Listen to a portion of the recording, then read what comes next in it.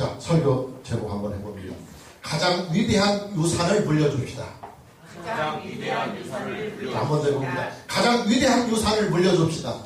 가장 위대한 유산을 물려줍시다. 여러분, 하나님의 구속사는요, 맥을 이어가는 일이 아주 중요합니다. 나만 잘 믿었다고 해서 사명이 끝나는 일이 아닙니다. 나의 믿음을 나의 자녀들에게 잘 전수해주고, 우리의 자녀들은 또 그의 자녀들에게 우리의 신앙을 잘 전수해 줘야만 합니다. 오늘 우리의 믿음이 예수님의 재림 때까지 계속해서 맥을 이어가야만 합니다. 여러분, 인류의 비극이요, 언제부터 어떻게 시작이 된 줄 아십니까?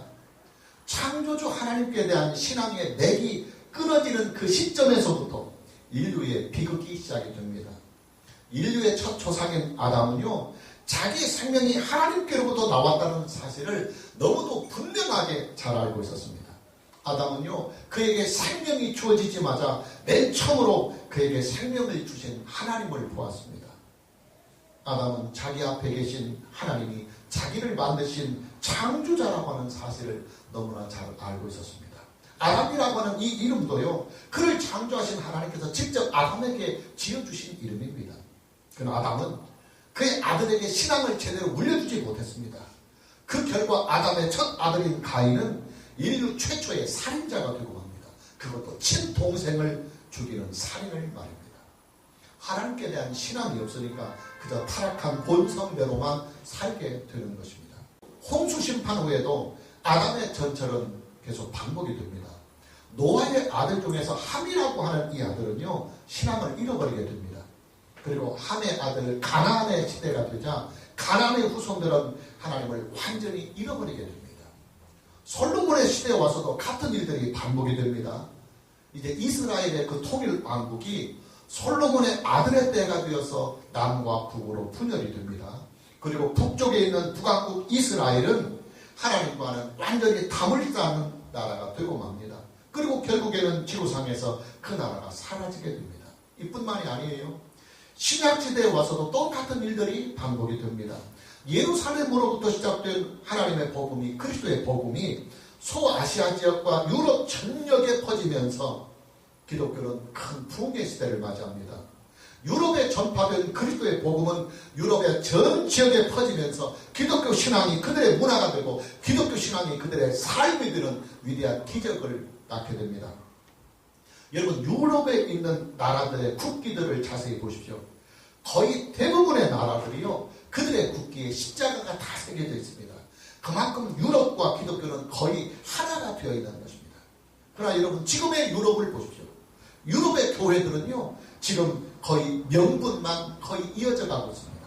유럽의 화려한 교회당들은 관광지로만 남아있고, 유럽의 화려한 그 교회당들은 어떤 교회당은 카바레가 되기도 했습니다. 터키 지역도 예외가 아닙니다. 여러분, 터키 지역은요, 초대교회의 요람이라고 해도 과언이 아닐 정도로 기독교가 크게 부흥했던 지역입니다. 그러나 지금의 현실은 어떻습니까? 터키는요, 지금 이슬람 국가가 되어버렸습니다. 그리고 터키 지역은 기독교 선교사들을 핍박하고 죽이는 국가가 되었습니다. 중요한 것은, 자, 이런 모든 원인들이 도대체 어디에서부터 출발하고 어디에서부터 나왔느냐 하는 그 배경이 무엇이냐 하는 것입니다. 예, 신앙의 맥이 잘 이어지지 못하고 어느 시대에 와서 누군가에 의해서 신앙의 맥이 끊어지고 말았던 그 일 때문에 결국은 생기는 현상인 것입니다. 여러분, 저와 여러분들은요, 우선적으로는 우리들 자신들의 믿음을 살아생전에 잘 지켜가야 합니다. 그러나 그것만 가지고는 우리의 사명을 다했다고 말할 수 없습니다. 우리는 우리의 신앙을 우리의 자손들에게 잘 전수해 줘야만 합니다. 우리의 다음 세대들에게 우리 주 예수 그리스도의 복음을 잘 전수해 줘야만 합니다. 내가 만난 우리 주 예수 그리스도의 복음을 우리의 다음 세대들에게 바톤을 잘 넘겨줘야 합니다. 그래야 역사가 희망이 있고 인류가 희망이 있는 것입니다. 창세기 48장은 신앙의 맥을 다음 세대에 이어가려고 하는 야곱의 모습이 진지하게 소개되고 있습니다. 야곱은 자기의 생명이 이제 얼마 남지 않았음을 알고 죽음을 준비해 갑니다. 근데 그 준비가 뭐냐면 그가 평생 동안 하나님께로부터 받았던 하나님의 언약, 그리고 평생 동안 그 언약 안에서 하나님을 믿고 경외하며 살아왔던 그의 신앙을 다음 세대를 책임져 나가야 할 그의 아들들과 그의 손자들에게 전수를 해주는 일이었습니다. 본문 1절과 2절 말씀을 보면 이 후에 어떤 사람이 요셉에게 말하기를 네 아버지가 병들었다 하므로 그가 곧 두 아들 므낫세와 에브라임과 함께 이르니 어떤 사람이 야곱에게 말하되 네 아들 요셉이 네게 왔다 하며 이스라엘이 힘을 내어 침상에 앉아 그랬습니다. 요셉은 어느 날 그의 아버지인 야곱에게 노함이 깊어지고 있다는 소식을 듣게 됩니다. 야곱에게 이제 임종의 시간이 서서히 다가오고 있는 것입니다.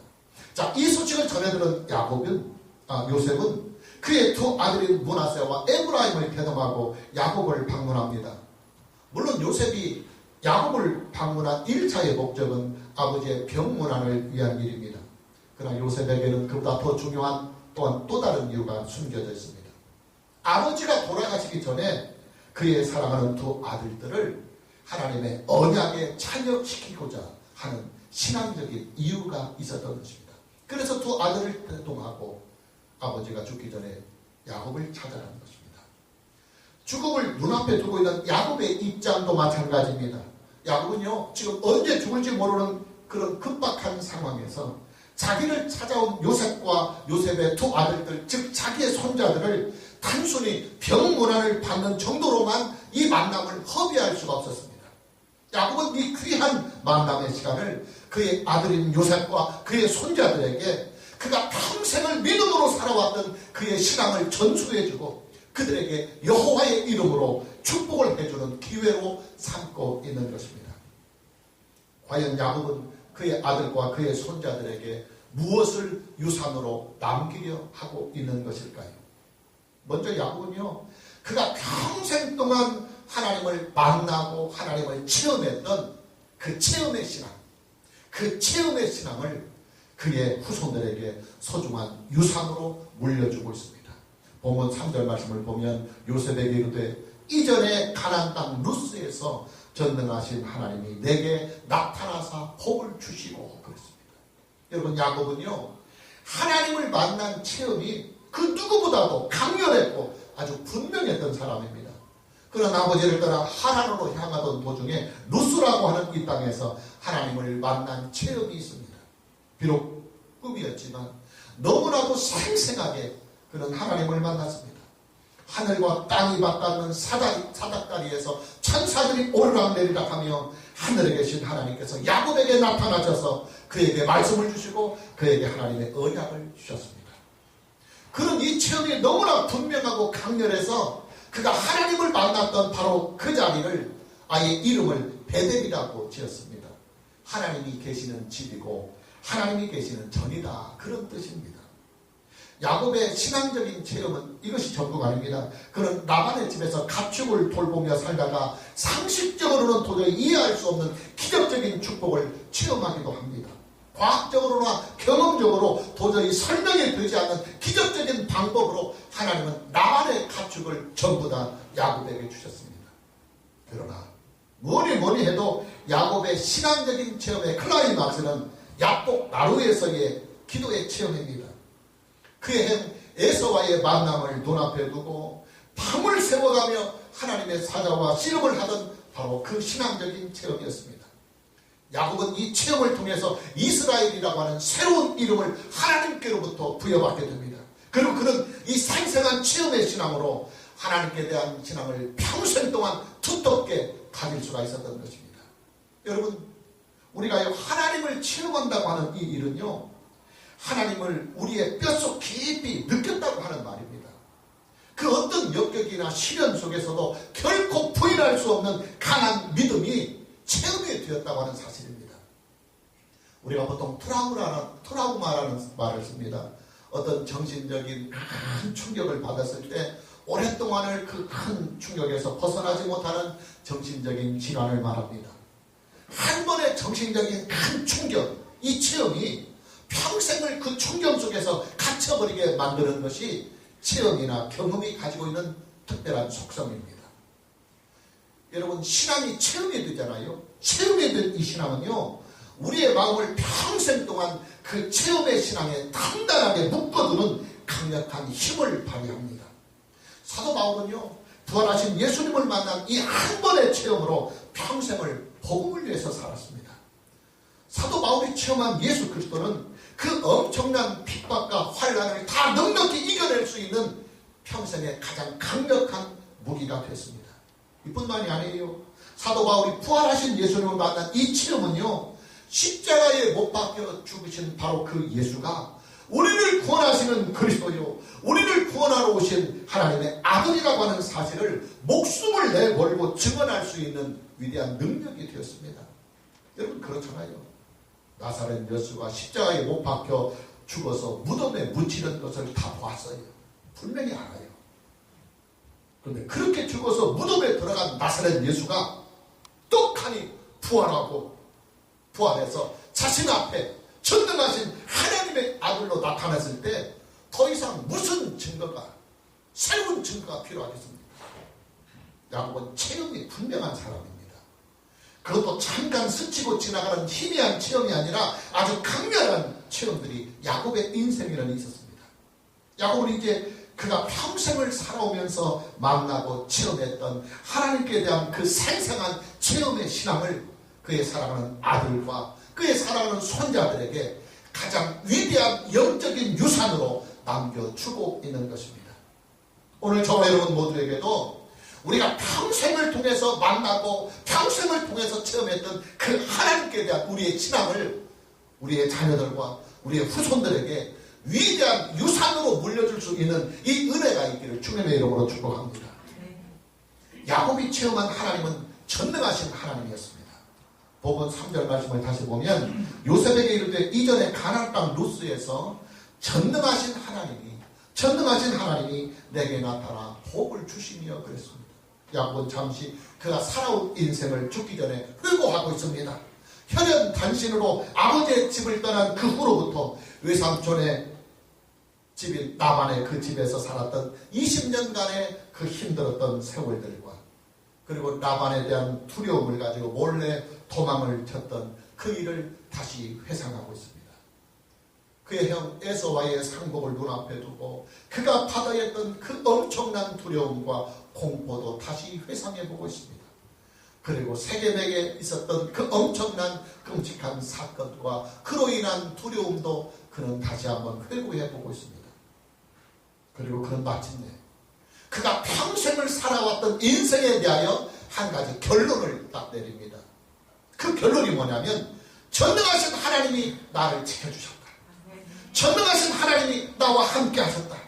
그리고 전능하신 하나님이 나의 인생에 복을 주셨기 때문에 그 엄청난 파란만장한 인생에서 나는 이렇게 자손들과 함께 넉넉하고 행복한 인생을 살 수 있었다고 하는 결론을 그는 죽기 전에 그의 인생의 결론을 내리고 있는 것입니다.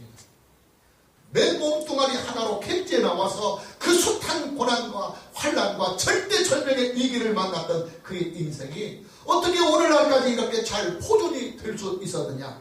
네, 오직 전능하신 하나님께서 그를 도우셨기 때문이라고 하는 사실을 그는 안 것입니다.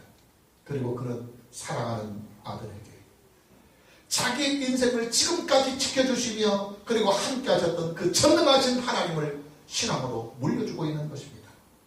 하시지 못할 일이 전혀 없으시고 불가능이 전혀 존재하지 아니하시는 그 하나님, 모든 일을 다 이루실 수가 있고 모든 것을 다 하실 수가 있는 그 전능하신 하나님을 사랑하는 아들에게 신앙으로 전수해주고 있는 것입니다. 그리고 여러분, 저와 여러분은요, 전능하신 하나님을 만나고 체험해야 합니다. 그리고 우리가 만나고 우리가 체험했던 그 전능하신 하나님을, 은혜의 하나님을 우리의 자녀들과 우리의 다음 세대들에게 위대한 영적 유산으로 남겨줘야 합니다. 또 한 가지 야곱이 그의 아들들에게 전수해주고 있는 것은 하나님의 언약입니다. 야곱은 죽기 전에 그가 하나님께로 받은 하나님의 언약을 전수해주고 있습니다. 여러분, 기독교 신앙은요, 전적으로 하나님의 언약의 신앙입니다. 하나님은 타락한 아담에게 여자의 후손을 언약으로 주셨습니다. 여자의 후손은 타락한 인류를 구원하는 유일한 구세주인 것입니다. 예수님은 바로 하나님의 이 언약에 따라 이 세상에 오셨고 하나님의 그 언약에 따라 십자가에 못 박혀 죽었습니다. 그리고 하나님의 그 언약에 따라 3일 만에 다시 죽은 자 가운데서 부활하셨습니다. 그리고 하나님의 그 언약에 따라 승천하셨고 하나님의 언약에 따라 하나님 보좌 우편에 앉으셨습니다. 그리고 하나님의 그 언약에 따라 다시 이 세상을 심판하며 예수 그리스도 안에서 잠자는 모든 자들에게 영생의 부활을 통하여 천국으로 데려가시려고 예수님은 다시 언약을 따라 오시는 것입니다. 우리의 믿음은 언약의 주이신 예수 그리스도를 믿는 것입니다. 우리의 믿음은 언약의 성취자이신 우리 주 예수 그리스도를 믿는 것입니다. 그런데 여러분, 하나님께서 아담에게 주신 이 소중한 구원의 언약이요, 계속해서 맥을 이어가지 못하고 도중에서 누군가에서 딱 끊겨져서 역사에서 단절이 되었다고 해봅시다. 그것은요, 아담의 타락보다도 더 끔찍하고 무서운 저주입니다. 여러분 그렇잖아요. 아담의 타락은요, 그래도 구원의 기회가 주어졌습니다. 비록 범죄하고 타락했지만 여자의 후손을 통해서 구원받을 수 있는 가능성을 하나님은 타락한 아담에게 주었습니다. 근데 만일에요, 하나님의 이 구원의 언약이 누군가에 의해서 단절이 되고 끊어져서 역사에서 사라져버리고 없었다고 한다면 구원의 기회가 완전히 사라져버리는 것입니다. 구원의 길이 영영이 역사 속에서 다 사라져버리고 마는 것입니다. 그리고 여러분, 하나님의 언약을 후손들에게 물려준다고 하는 이 일은요, 역사 속에서 가장 위대한 유산이 되고 가장 위대한 일이 됩니다. 하나님의 언약이 역사 속에 존재하고 하나님의 언약이 계속해서 매일 이어져 가기 때문에 우리의 후손들에게도 구원의 희망이 있는 거예요.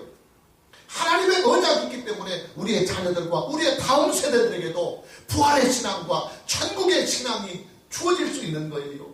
하나님의 언약이 있기 때문에 우리의 자녀들에게 하나님이 주시는 복에 함께 참여할 수 있는 축복의 시간들이 만들어지는 것입니다. 하나님의 언약이 뭐냐? 우리 주 예수 그리스도입니다. 할렐루야. 그러기 여러분, 저와 여러분은요, 우리의 자녀들에게 예수 그리스도를 반드시 전수해 줘야 합니다. 우리의 다음 세대에게 우리 주 예수 그리스도를 계승해 줘야 합니다. 그것을 위해서 교회가 존재하는 것입니다. 여러분, 교회는요, 우리들 당대에서 신앙의 맥이 단절되지 않고 우리의 자녀들과 우리의 다음 세대들에게도 계속해서 구속의 이 신앙이 계승되게 하는 구속사의 연결 지점입니다. 구속사의 연결 지점입니다. 우리는 교회를 통해서 우리 주 예수 그리스도를 배우게 됩니다. 그리고 교회를 통해서 하나님의 구속의 복음을 만나 구원을 받게 됩니다. 그리고 우리의 자녀들과 우리의 다음 세대들도 우리가 속한 이 교회를 통해서 예수 그리스도를 배우고 하나님의 구속의 복음, 하나님의 은혜와 만나게 됩니다. 그리고 이런 신앙의 맥이 계속해서 교회를 통해서 이 세상에 이어져 가고 있는 것입니다. 여러분, 우리가요, 교회를 섬긴다고 하는 이 사실이 얼마나 축복된 일인지 우리는 하나님께 감사해야 됩니다. 우리에게요, 섬길 교회가 있다고 하는 사실이요, 얼마나 감사한 일인지 우리는 알아야 합니다. 또한 우리가 섬길 수 있는 교회가요, 우리가 섬기는 이 교회가요, 하나님의 구속사의 맥을 이어가는 일에 결정적인 아주 중요한 역할을 하고 있다고 하는 사실을 우리는 깨달아야 합니다.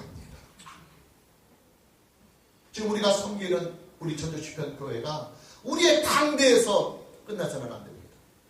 우리의 후손들이 이 자리를 채워야 되고 그들의 후손들이 계속해서 이 자리를 채워가면서 예수님의 재림 때까지 우리가 믿었던 이 구속의 신앙이 맥이 끊어지지 않고 단절되지 않고 계속해서 예수님의 재림 때까지 우리 전도시편교회를 통해서 맥이 이어져 가야만 역사가 희망이 있고 인류가 희망이 있고 여러분의 후대와 여러분의 자손들의 희망이 있는 것입니다. 야곱은 요셉에게 하나님의 언약을 지금 전수해 주고 있습니다. 본문 4절 말씀을 보면 내게 이르시되 하나님께서 야곱에게 이르시되 내가 너로 생육하고 번성하게 하여 네게서 많은 백성이 나게 하고 내가 이 땅을 네 후손에게 주어 영원한 소유가 되게 하리라. 하나님께서 야곱에게 주신 언약을 축약한 것입니다. 하나님께서 야곱에게 주신 언약은 크게 두 가지입니다. 첫째는 이스라엘 자손들이 생육하고 번성해서 큰 나라를 세우게 할 것이다.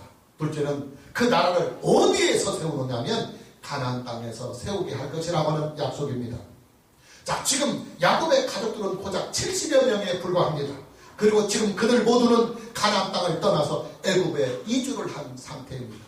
어쩌면 하나님께서 야곱에게 주신 이 언약은 꿈처럼 보일 수 있는 것입니다. 그러나 야곱은 하나님의 언약을 믿었습니다.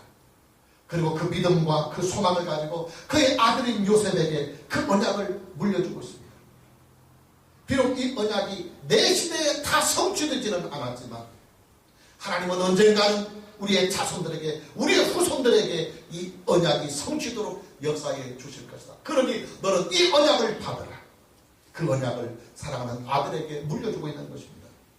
비록 야곱 자신은 이제 생명의 연수가 다 되어서 세상을 곧 떠나게 될 것입니다. 그러나 그가 세상을 떠나면서 그의 후손들에게 물려준 이 위대한 하나님의 언약은 이제 그의 후손들에게, 그의 자손들에게는 가장 위대한 유산이 될 것입니다.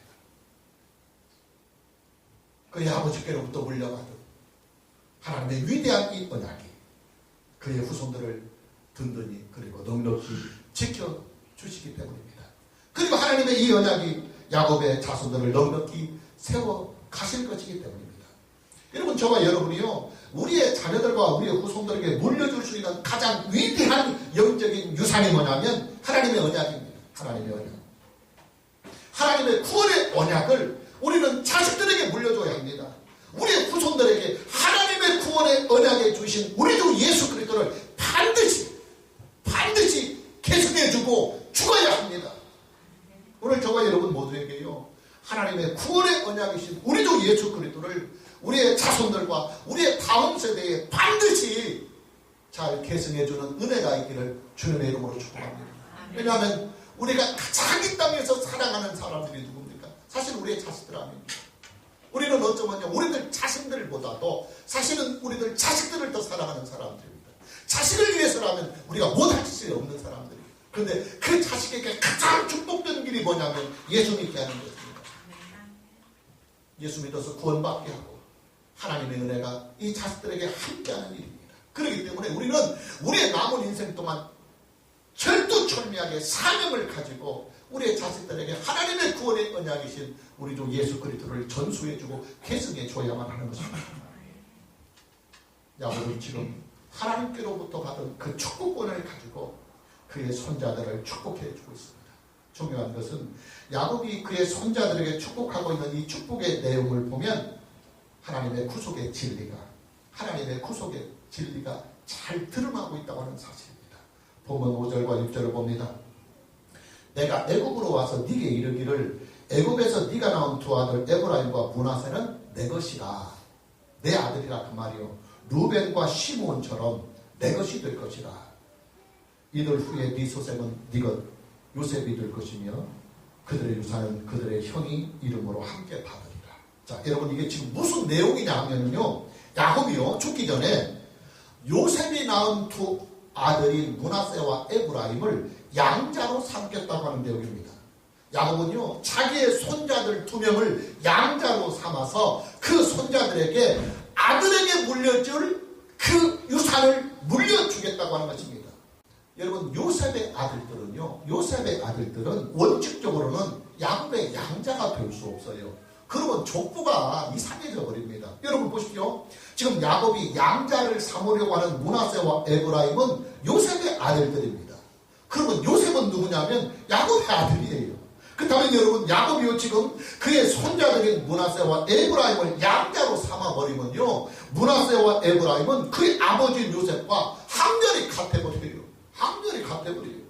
아니 여러분, 어떻게 아버지와 아들이 같은 학렬이 될 수 있겠습니까? 여러분, 이런 일들은요 상식적으로나 전통적으로 도저히 일어날 수 없는 일입니다. 그런데 이 일어날 수 없는 일이 실제로 일어나고 있습니다. 야곱은요 그의 손자들을 양자로 삼아서 요셉에게 물려줄 그 유산을 손자들에게 물려줍니다. 당연히 요셉에게는 두 몫의 유산이 상속이 됩니다. 사실은 그것을 위하여 요셉의 아들들을, 손자를 양자로 들여서 2명을 양자로 들여서 2명에게 유산을 줌으로 인하여 곱빼기로 유산을 주고자 하는 야곱의 특별한 배려인 것입니다. 자, 여러분, 하나님은요 저와 여러분을 양자로 하나님의 아들로 삼아주셨습니다. 원칙적으로 저와 여러분은요 하나님의 아들이 될 수 없어요. 하나님은 신이요, 우리는 인간입니다. 하나님은 창조자의 우리는 하나님이 만든 피조물에 불과합니다.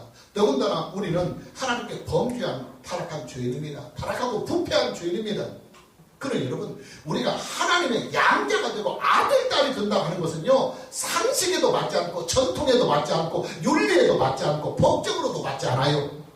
그러나 실제로 저와 여러분은 지금 하나님의 양자가 됐습니다. 하나님의 아들, 딸들이 됐습니다. 어떻게 하나님의 아들, 딸들이 되느냐? 예, 오직 하나님의 은혜로 되었습니다. 할렐루야. 아멘. 여러분, 우리가 하나님의 양자가 될 수 있는 유일한 길은요, 오직 하나님의 은혜로만 가능합니다. 은혜라고 하는 것은 윤리를 초월해버립니다. 상식과 경험을 초월해버립니다. 은혜라고 하는 것은 법을 초월하고 전통을 초월해버립니다. 그래서 기독교 신앙을 따랐다. 은혜의 신앙이다. 예, 기독교 신앙을 은혜의 신앙이라고 하는 것입니다. 상식적으로나 경험적으로 도저히 이해할 수 없는, 일어날 수 없는 그 일이 실제로 일어나고 있다, 이 말이야. 윤리적으로나 법적으로 도저히 과학적으로 설명이 되지 못하고 일어날 수 없는 그 일이 실제로 일어났습니다. 하나님의 외아들이 사람이 되어서 이 세상에 오셨어요. 그리고 사람이 되신 그 하나님의 아들이 우리의 죄를 대신하여 십자가에서 속죄의 제물로 죽으셨어요. 그는 죽은 자 가운데서 3일 만에 다시 살아나셨습니다. 그리고 승천하셨습니다. 그리고 그 부활의 몸으로 하나님 우편에 앉으셨습니다. 그는 이제 구속의 주님이 되셨고, 그리고 세상을 심판하는 심판의 주님이 되셨습니다.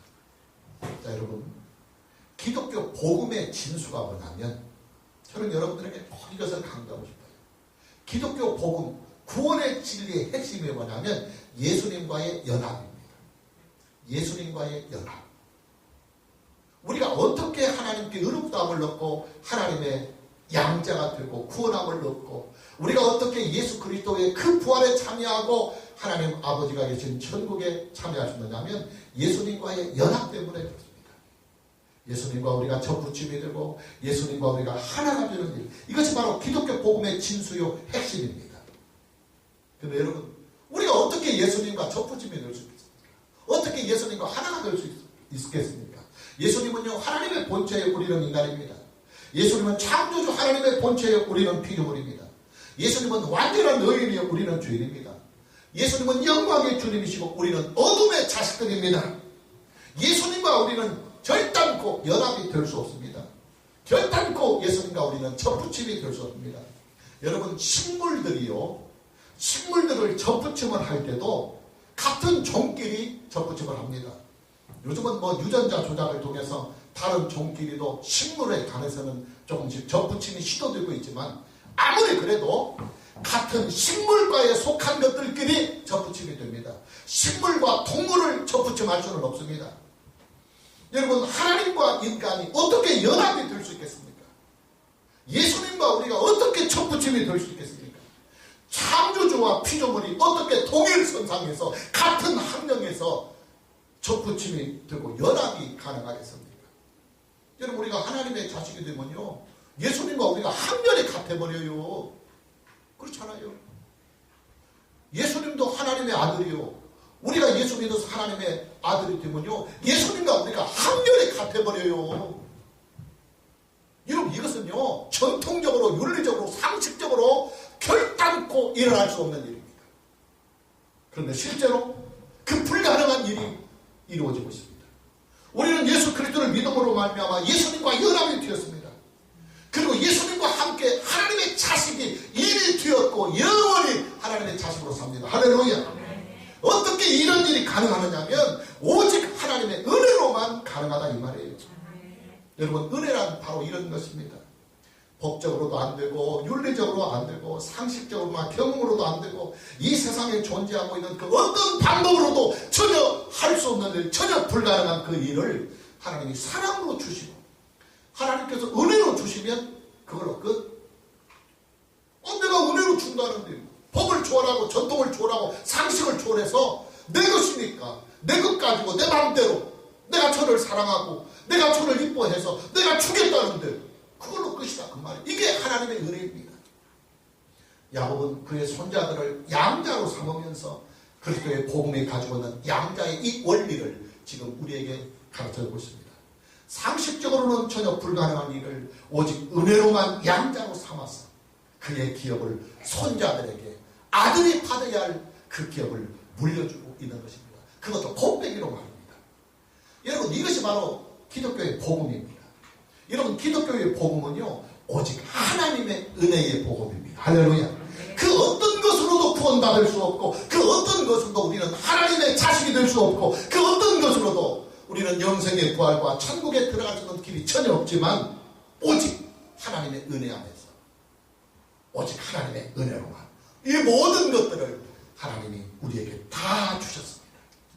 은혜로만 주셨고 은혜로만 얻을 수 있기 때문에 이것이 복음이라고 말하는 것입니다. 여러분, 그렇잖아요. 아무리 좋은 것도 그것을 얻을 수 있는 길이, 그것을 소유할 수 있는 길이 어렵고 힘들어서 아무리 좋은 것도 그냥 그릇 위에 떡으로만 있다고 한다면 그것은 복음이 될 수 없어요. 그러나 기독교 신앙은 그 위대한 하나님의 은혜를 너무나 쉽게 예수 그리스도를 믿음으로 다 소유할 수 있기 때문에 그것을 은혜라고 말하는 것이고 복음이라고 말하는 것입니다. 자, 마무리합니다. 저와 여러분이요, 우리의 자녀들에게, 우리의 다음 세대에게 물려줄 수 있는 가장 위대한 자산, 바로 구속의 신앙입니다. 우리의 자녀들이 아직 철이 들지 못하고, 우리의 자녀들이 아직 이 기독교의 복음, 구속의 복음, 하나님의 은혜의 복음의 진리를 잘 몰라서 우리가 예수님 믿으라고 권고하고, 우리가 성경을 그들에게 말하고, 우리의 은혜의 신앙을 그들에게 말하면 그들이 구차할 수 있어요. 짜증낼 수 있어요. 그러나 여러분, 그 자녀들을 사랑하는 마음으로 이 자녀들이 평생에 예수님을 믿어야 하나님의 자녀가 되어야, 하나님의 구속의 은혜 안에 살아야 야들의 인생이 영원히 행복하고, 또한 야들의 후대가 계속 영원히 행복하다는 이 사실을 여러분이 믿는다고 한다면, 여러분의 자녀들에게 성실한 마음과 진지한 마음과 또 지혜를 가지고 예수 그리스도를 물려줘야 합니다. 오늘 저와 여러분 모두에게 우리가 받은 은혜와 우리가 가지고 있는 이 구속의 신앙을 우리의 자녀들, 우리의 다음 세대들에게 가장 위대한 유산으로 물려줄 수 있는 은혜가 있기를 주님의 이름으로 축복합니다. 할렐루야. 찬양합니다.